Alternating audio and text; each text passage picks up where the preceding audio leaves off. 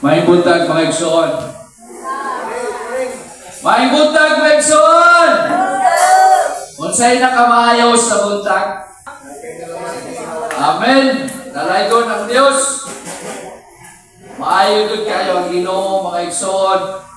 Bisan og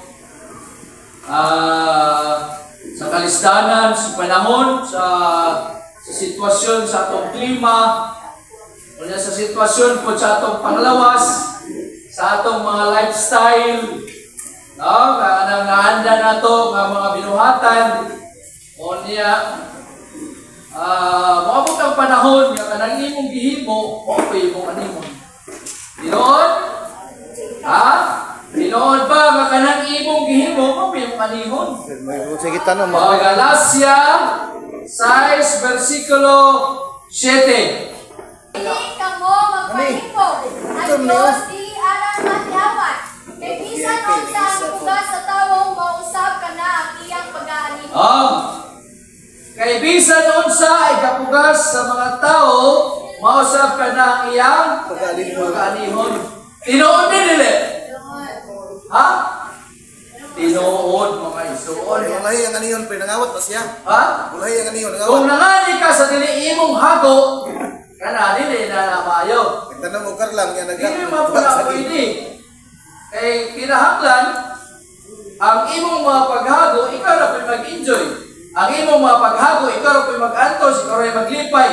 Imo tanan. Ano mga igsuon nga, sa panahon sa daw ay papahulay or other mga sick phase, mga weekly sabbats or yearly sabbats nga ginahimo nato, ato siyang pasidunggan kanunay sa ato ang mga kinabuhi. Unsa man gud kabilil mo ng kinabuhi? Unsa man ato ang kamatayon? Unsa man ato pagpaningkamot niya? Kaya na ba ang murag? Ngalhelkas kamatayon? Abe. Ha? Unsaon?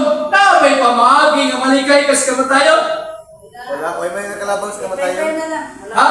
May nakalabang ka ng tangan. Wala nakalabang tinuod. Wala nakalabang. Pero nalay ko remedy nga madugay-dugay. O kana. Unsaon mo na ako pangita? Unsaon na ito pagpangita? Madugay-dugay ito kinabuhi. No, may lifespan ba? Ha? Ate